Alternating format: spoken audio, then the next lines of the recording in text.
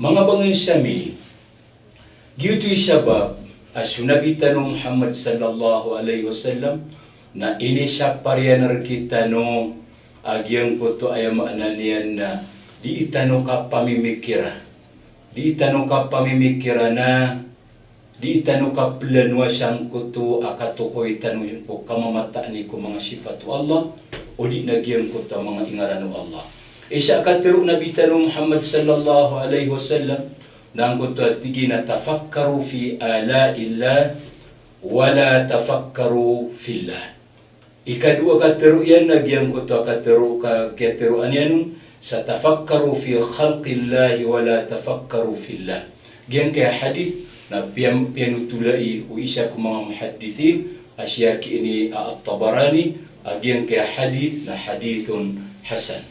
Ayama na gian kaya hadith, amya aluitan, na Peter Nabi tanong Muhammad sallallahu alaihi wasallam, ayadi inyo pamimikirana na sumangalimu Allah.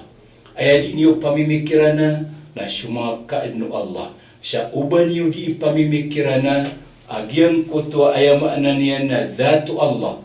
Uli na agyang kutwa kamamataan ni si isa agyang kutwa ayamaanan niya na mga sifatu Allah. Sabab sa daawkit, abatano ka ketukawi, si isa agyang kutwa ayamaanan niya na kamamataan ni si isa agyang kutwa mga dhatu Allah, o kutwa dhatu Allah, uli na kamamataan ni si isa agyang kutwa ayamaanan niya na mga sifat o Allah. Miya aluitan siya miyaw na, ay wajib si iku muslim, nagyang kutwa, kuwaan yan sa pamikiran yan.